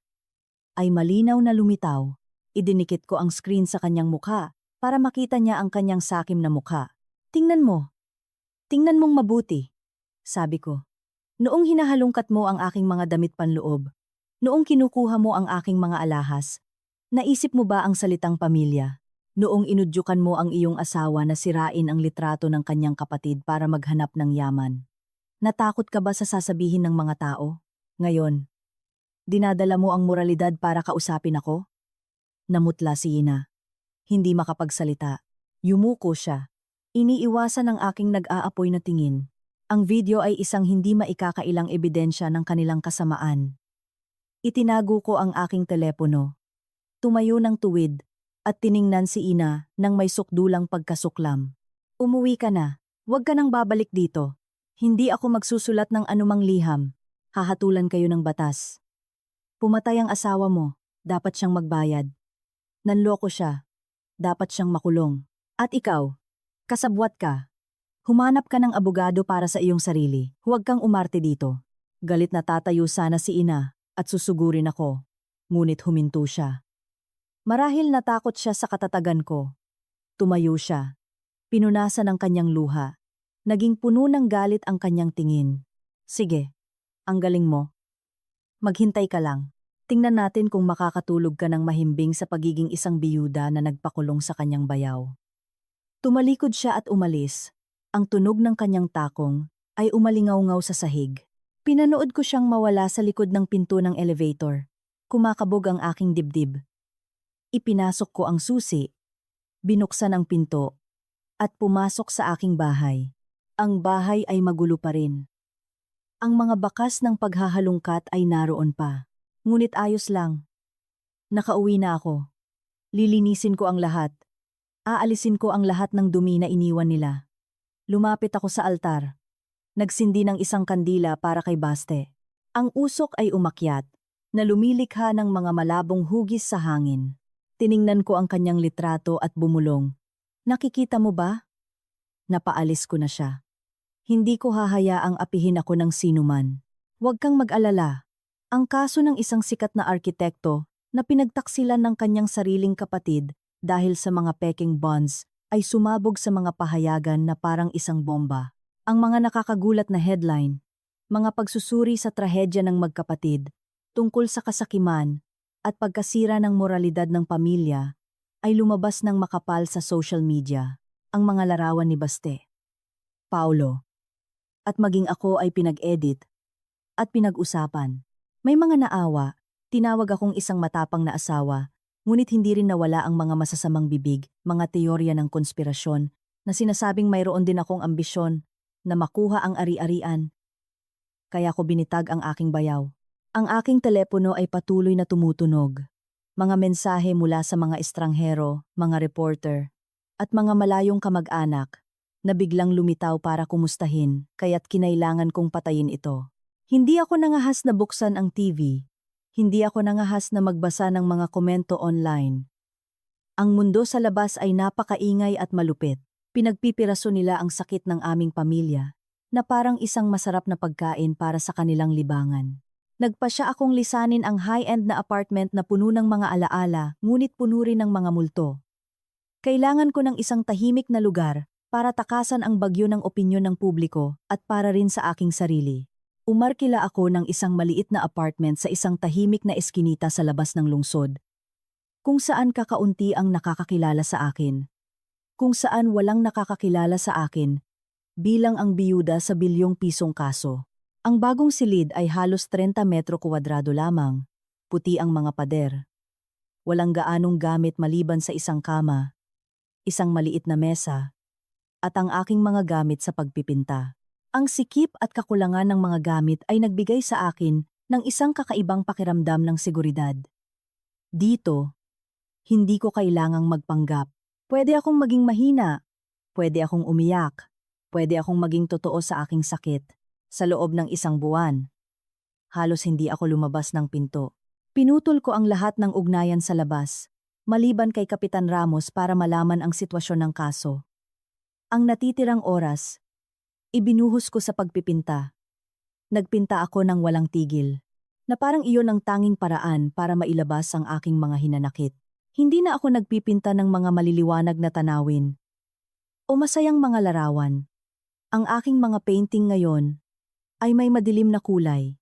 Ang mga itim, abo, at pulang kulay ay marahas na naghahalo. Ipininta ko ang aking mga bangungot, ang mga sakim na mata ni Paulo, ang kalamigan ni Attorney Reyes, at ang malungkot na likod ni Baste kapag tinatago niya ang kanyang mga luha. Bawat painting na natatapos ay parang isang pagbawas sa aking pasanin. Isinabit ko sila sa 4 na puting pader, na ginawang isang gallery ng sakit, ang maliit na silid. Gabi-gabi, nakaupo akong nakayakap sa aking mga tuhod sa gitna ng mga painting, nakikinig sa ulan sa bubong, at tinatanong ang aking sarili, kailan ba titila ang bagyong ito? Kailan ko ba muling maipipinta ang kulay ng pag-asa? Kahit wala pang sagot, alam kong humihinga pa ako, hawak ko pa ang paintbrush, iyon ay isang senyales ng buhay. Sabi ni Baste, ang sining ay ang gamot para sa iyong kaluluwa. Tama siya. Sa katahimikan ng dukhang silid na ito, ako mismo ang nagtatahi sa aking wasak na puso. Bawat tahi, bawat kulay, dahan-dahan ngunit matiyaga. Isang hapon na malakas ang ulan, tumawag si Kapitan Ramos at pinapunta ako sa istasyon ng pulisya. Ang kanyang boses sa telepono ay seryoso, ngunit nagmamadali. Isang senyales na isang mahalagang buhol ang malapit ng malutas. Nagmadali akong magsuot ng kapote. Sumakay ng habal-habal na may kaba sa dibdib.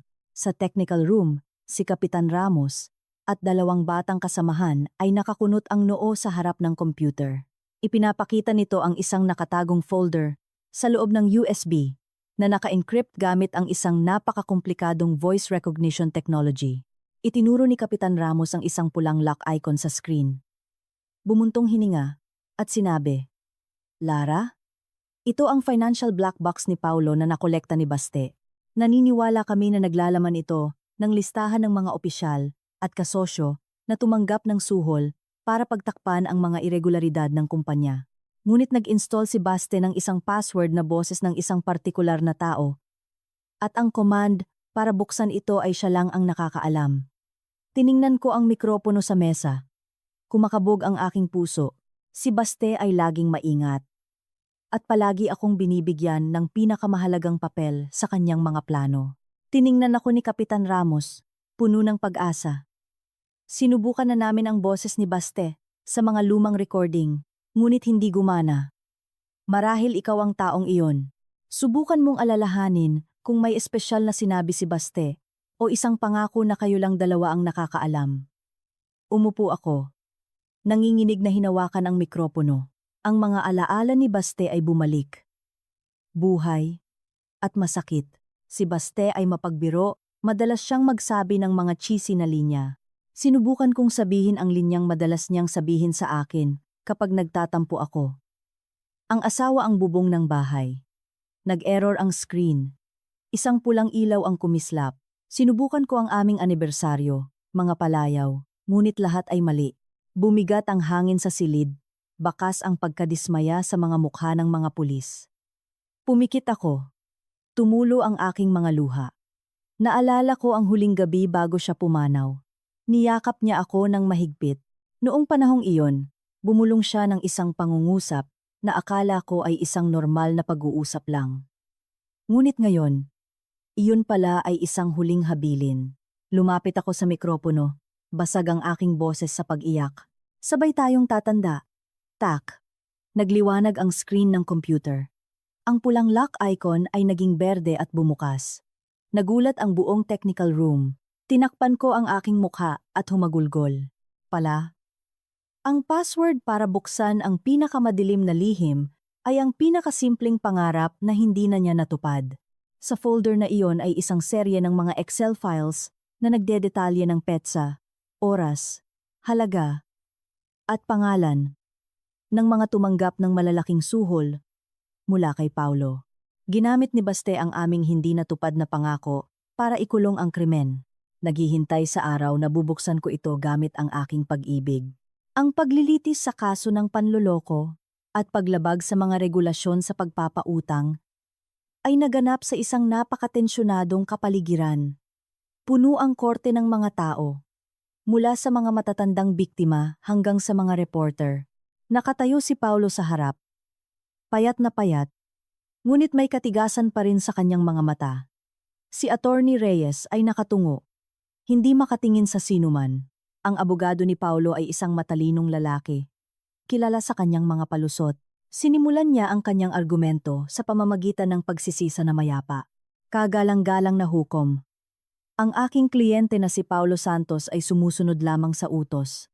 Ang utak sa likod ng lahat ng ito ay ang kanyang kapatid, si Sebastian Santos. Patay na si G. Santos, kaya't hindi patas na ibunton ang lahat ng sisi sa aking kliyente. Sa ibaba, umalingaw-ngaw ang bulungan. Nagsimulang mag-alinlangan ang mga biktima. Napunta ang kanilang mga tingin sa litrato ni Baste na hawak ko. Kumulo ang dugo ko. Kahit patay na, hindi pa rin nila siya tinitigilan. Humingi ako ng pahintulot na magsalita bilang isang saksi. Tumayo ako. Inayos ang aking luksa. At lumakad papunta sa witness stand. Hindi na nanginginig ang aking mga binti. Matatag na parang isang puno sa gitna ng hangin. Tiningnan ko si Paulo ng diretsyo. Pagkatapos ay ang abogado, malakas ang aking boses. Hukom. Hindi na makapagsalita ang aking asawa. Ngunit ang mga ebidensya na iniwan niya ay nagsasalita. Kung ang aking asawa ang utak, bakit siya tahimik na nangolekta ng ebidensya sa loob ng 4 na buwan?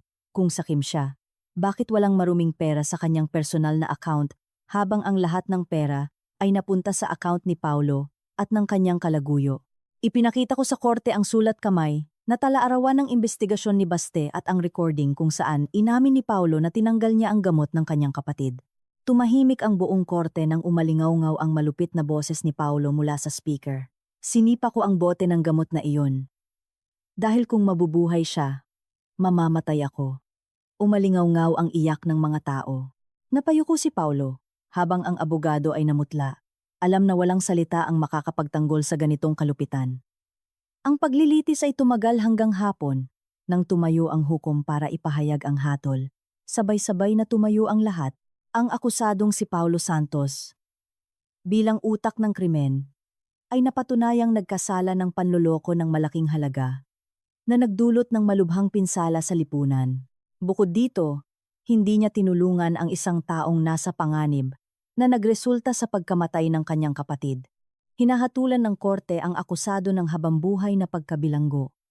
Ang tunog ng martilyo ay umalingaw-ngaw, na nagtapos sa isang madilim na kabanata. Napaluhod si Paulo. Si Attorney Reyes, bilang kasabwat, ay hinatulan ng 20 taon. Si Hina ay hinatulan ng 3 taong suspended sentence at kinumpiska ang lahat ng ari-arian. Umalingaw-ngaw ang palakpakan, halo-halong iyak ng mga biktima. Ngunit nakatayo ako doon, sa gitna ng nagbubunying mga tao, na may kakaibang pakiramdam ng kahungkagan. Tiningnan ko si Paulo, habang dinadala siya palayo. Wala akong naramdamang kasiyahan. Ang tagumpay na ito ay kapalit ng buhay ng aking asawa, ng pagkasira ng isang pamilya. Lumabas ako ng korte, tumingala sa asul na langit. Baste, nakikita mo ba? Nagawa ko na. Nagbayad na ang mga nanakit sa iyo. ngunit napakamahal ng halaga. Niyakap ko ang kanyang litrato. Malungkot na naglakad. Pakiramdam ko ay ako ang pinakamalungkot na nagwagi sa mundo. Na isa katuparan na ang katarungan, ngunit ang sakit sa puso ng mga naiwan ay hindi mapapawi ng anumang hatol. Pagkatapos ng paglilitis, nagpasya akong ibenta ang aming kondominium. Kahit na naibalik na ito sa amin, hindi ko na kayang manirahan doon. Ang bawat sulok ay puno ng alaala ni Baste at ng panghihimasok ng mga sakim. Isang bahagi ng pera ay ginamit ko para sa aking sarili. Ang malaking bahagi ay ginamit ko para bayaran ang mga pinakamahihirap na biktima. Sabi ng mga kaibigan.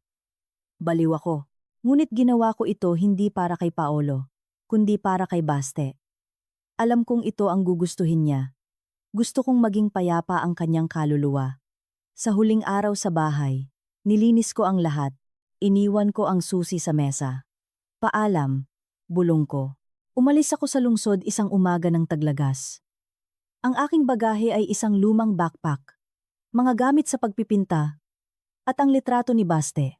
Sumakay ako ng mga bus, ng mga mababagal na tren, pinabayaan ng tadhana na dalhin ako sa mga lugar na ipinangako ni Baste na pupuntahan namin. Ang unang hinto ay isang tahimik na dalampasigan. Sabi ni Baste, kapag tumanda na tayo, magtatayo ako ng isang maliit na bahay dito para sa iyo. Ngayon, ang dagat ay asul pa rin, ngunit ako na lang ang nag-iisa. Nagpinta ako, hindi ng dagat, kundi ni Baste na nakatayo doon, nakangiti sa ilalim ng araw. Natuto akong kumain mag-isa. Dati, kasama ko si Baste sa bawat pagkain. Minsan, isang may-ari ng kainan ang nagtanong, "Nag-iisa ka lang? Broken-hearted?" Ngumiti ako.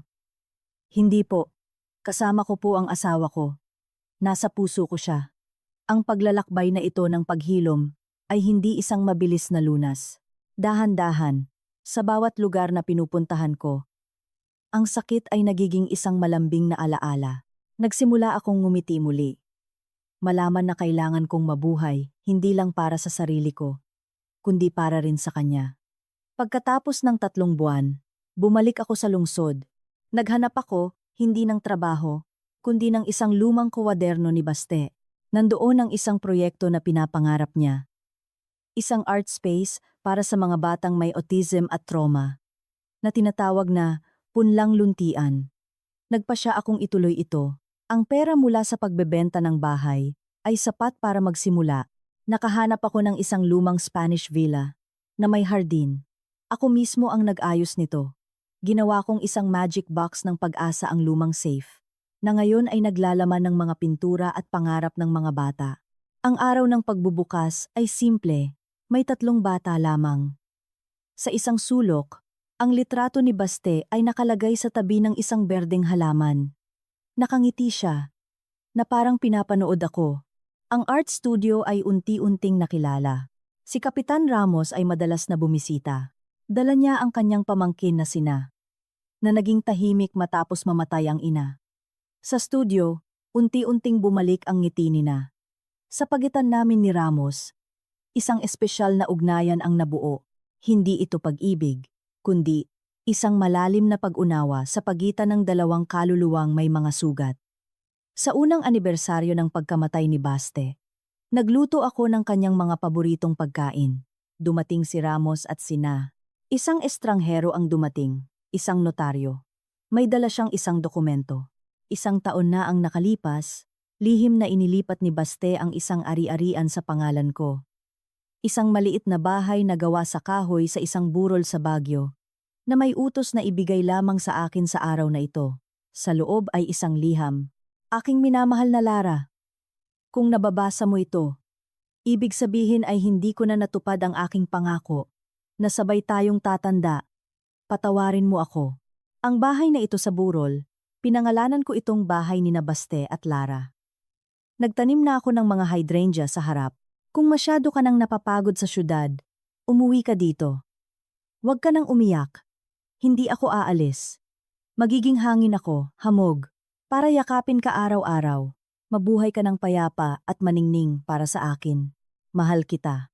Humagulgol ako, hindi na sa sakit, kundi sa pasasalamat. Inihanda niya ang lahat para sa aking pagbangon. Nagpa siya akong lumipat sa Baguio. Nagpaalam ako kay Ramos. Mag-ingat ka.